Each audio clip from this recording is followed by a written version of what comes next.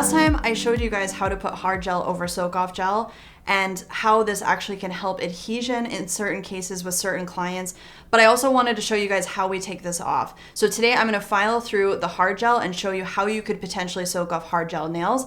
The whole goal of actually using hard gel is that you don't have to remove it every single time. I actually am a big believer that soaking off nails every 2 weeks creates a lot of potential for damage. Acetone itself has been proven not to actually damage the actual fingernail. However, it's us as nail techs that usually end up over-filing, over-scraping, tugging and pulling, and doing things that we really shouldn't be doing. And so I find that there's more potential to damage nails if we're constantly soaking nails off.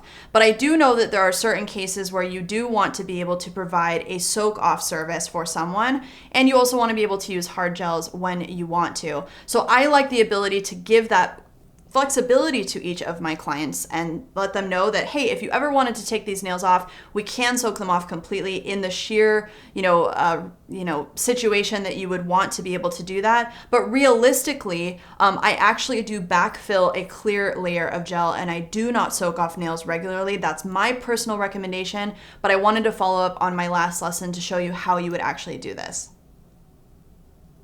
All right, so I'm gonna show you guys how to actually remove hard gel and to be able to soak off anything that you have underneath. So the first thing we're gonna do is we're gonna use our e-file, and I am using my Erica's MT20. I really like this e-file, it's really nice. It not only keeps up with me no matter what I'm doing, but the technology inside of here, and for those of you that guys don't know, if you don't know, the actual important part of your e-file is here inside of your handpiece. This is where all of the motor is and how it actually spins.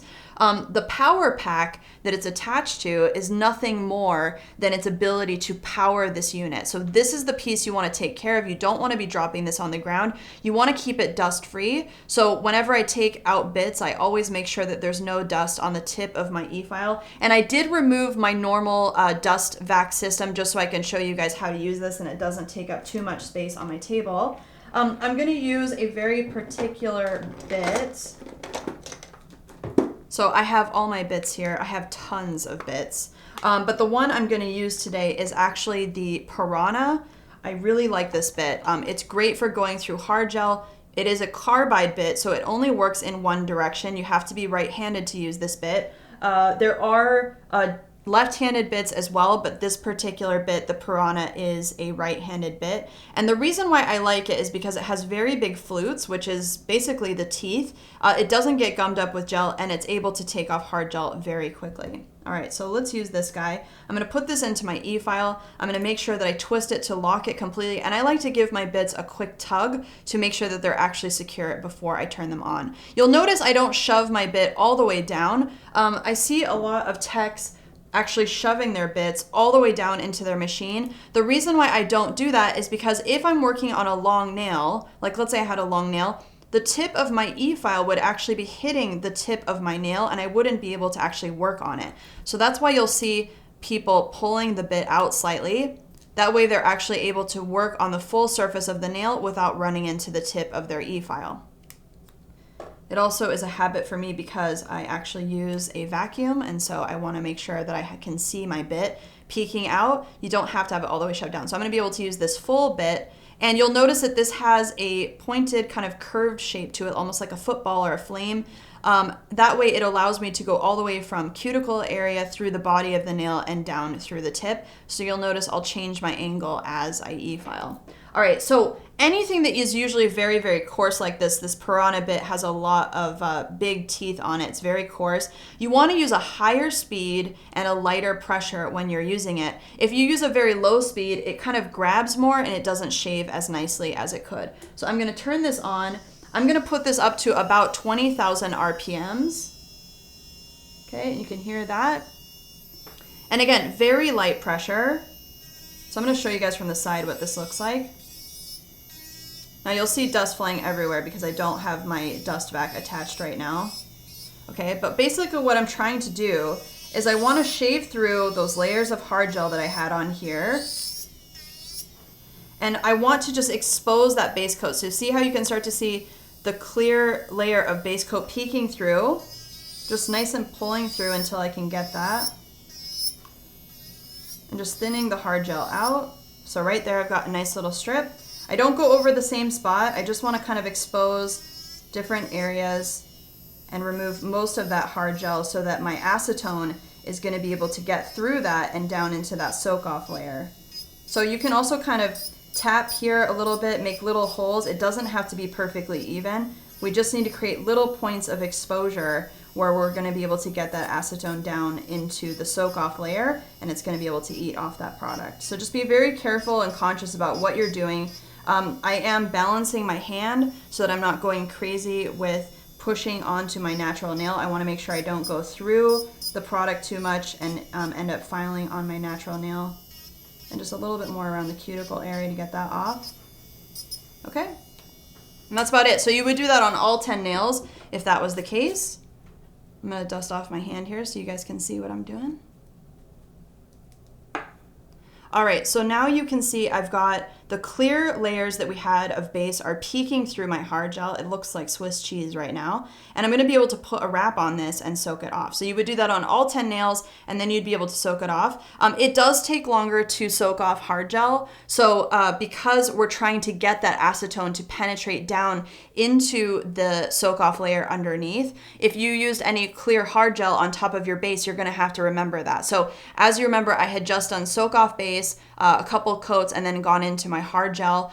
So if that's the case, you just need to file through your color until you can see clear. But remember, you have to remember what layers you've done so that you know exactly how far down you're gonna go. I'm gonna put a wrap on this really quick, and then I'll show you guys how long it takes to soak it off. And you'll notice that they have a little pad on them already. I really like ones like this, but you can also cut out little pieces of tin foil and use cotton balls that are cut up. It really just depends on what you prefer, but I like the ones that are pre-made. So you'll see that I have that. I'm gonna take my soak-off solution. My soak-off solution is actually pink, but if you're using plain old acetone, you can do that as well.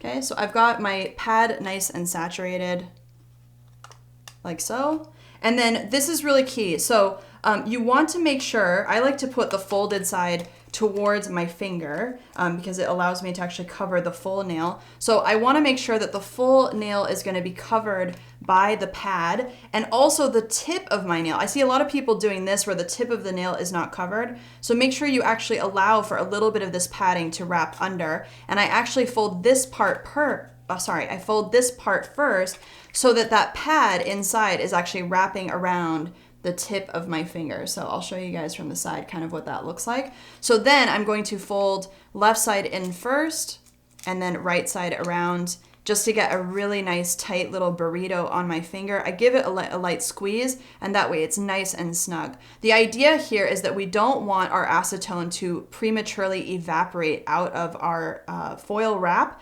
So you can actually help the acetone work by doing a couple different things.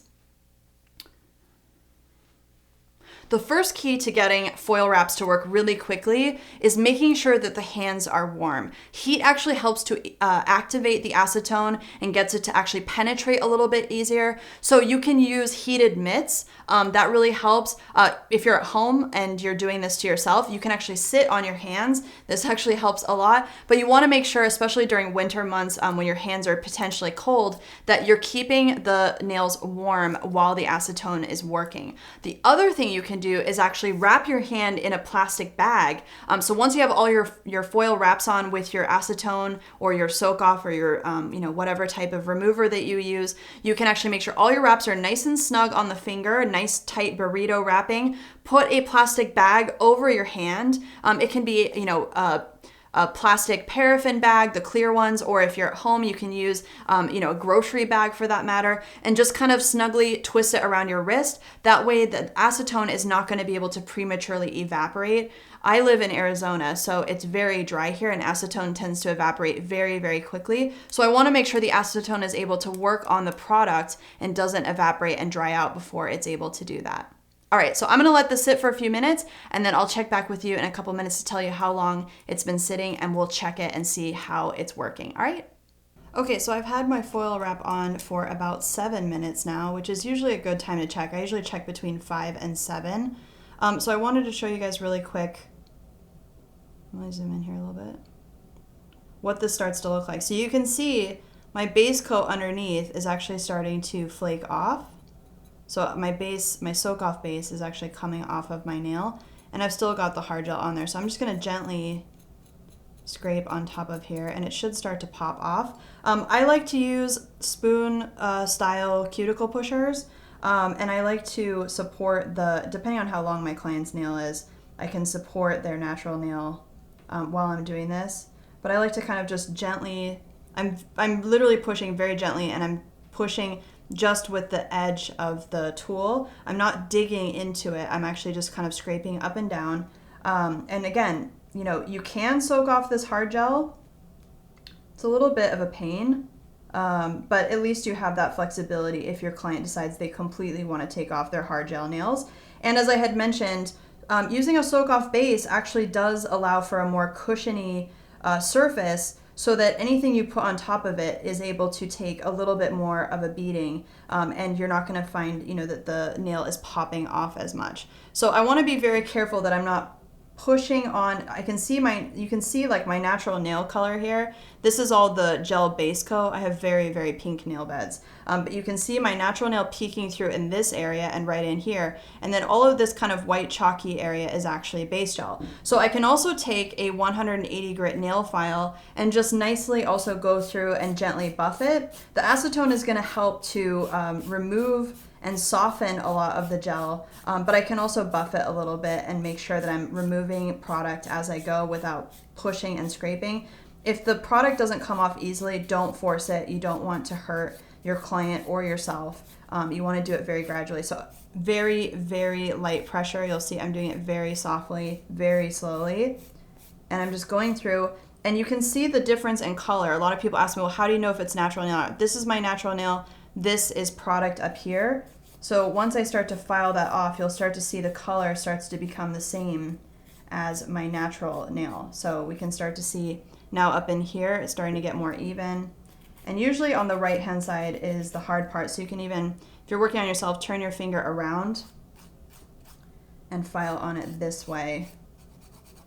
That'll help to soften that gel. So once I kind of file through some of this, then I can actually put my wrap back on. I can reopen it. I just want to check to make sure that the pad is still moist. If I need to put more remover, I can put more soak off remover on here, but it's actually still pretty wet. So I'm going to put this back on, and I can leave it for a few more minutes, and then we will test it again. Usually 5 to 7 minutes is a good time to check the nail to see how it's coming off. And then usually around the 10 to 15 minute mark is where all of the gel has officially come off of the nail. So we'll let that sit just for a few more minutes to soften a little bit more, and then we should be able to get the rest of the gel off nice and gently.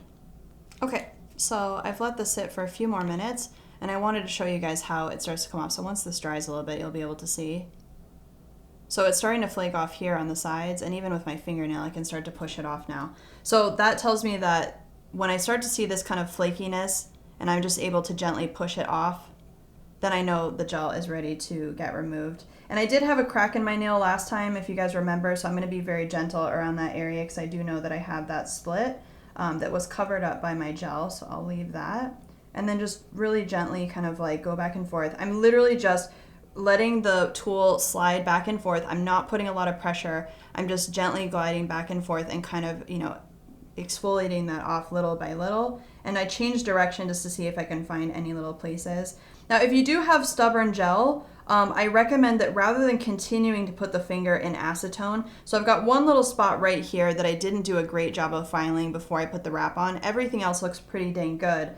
And I might have a teeny bit of residual hard gel from my previous services on the end of my nail. I can kind of feel that that's not budging. But everything else up here on my regrowth area is completely coming off nice and clean. So I can tell that that's my natural nail. It's all the same color. Right here is a little bit of stubborn gel. So rather than actually continue to put acetone on that, again, you can take a 180 grit file or even a little bit finer than that and just gently file that off. It doesn't hurt anything having a little bit of residual product on the nail. I actually prefer to leave a little bit of residual product rather than just file the, you know, the heck out of someone's natural nail. So it's much better just to leave it. And if you're gonna put another color on it, I mean, who cares? As long as it's not lifting, there's no infections in the nail plate, there's no bacteria, then we can leave a little bit of gel. It's not gonna hurt anything as long as it's lifting. It's not lifting. So you can do that. The other thing you can do is take a nice buffer. This is a 120, 180, but it's a buffer, so it's not as gritty as an actual nail file. This is the 180 side, so I can just quickly also buff the natural nail and buff any of that residual product down so it's nice and smooth. And then I can go ahead and put whatever I want, nail polish, my new gel polish color, whatever. So you'll see I have a little bit of gel right here, no big deal, that kind of goes down onto my natural nail down here. And then up here, there's nothing. I can even like run my nail on it and it doesn't catch on anything. But again, rather than continue to like file and soak the heck out of it with acetone, I would rather just let it be and, you know, reshape the nail and put some new gel on it, okay? So that's how you take off hard gel when you have a soak off base. I really like this technique. And again, don't get crazy with having to remove every little nitty gritty piece of gel. As long as the product is not lifting, as long as there's no bacteria or any type of infection on the nail, you really do not have to take off all the product. And I find that it's definitely way easier to damage someone's nail when we're attempting to take everything all the way down to natural completely off. As I had mentioned, I actually prefer leaving product on my nails all the time. I don't like taking it down to natural. And one of the other reasons for this is because when a client asks us to completely take off their products, they don't remember what it's like to have natural nails. So of course, if they go, you know, a lot of clients are like, well, I just want to grow out my natural nails so they're nice and long. And then as soon as my nails grow out, I want to take everything off and just have my natural nails. Well, if they were actually capable of growing out long natural nails with nail polish on them per se, without them breaking, then they would have been able to do that before they got gel, right? So the thing is when we have hard gel or some other product on our nails, it feels very strong and hard. As soon as we take that off, our nail is flexible again. So that's when people tend to break their nails, is because they go with this nice product on top, they have that strength and that durability, and then they go right back to natural with no baby steps and immediately break off all their natural nails and they're back to square one.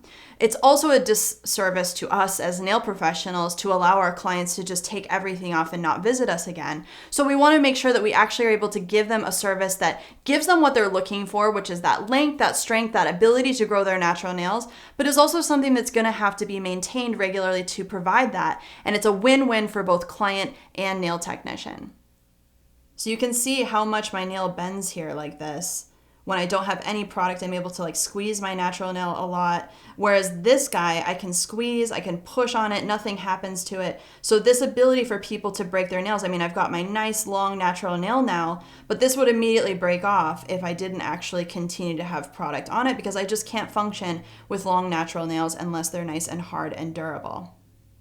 All right, guys, hope that was helpful. I'll be in touch with another episode soon. I actually just got my hands on the brand new product, IBX Boost. I'm gonna promo it for you guys and demo it for you guys to see how it works. I'm really excited. I've got my little naked nail hair, so you guys can see that in my next video. Bye.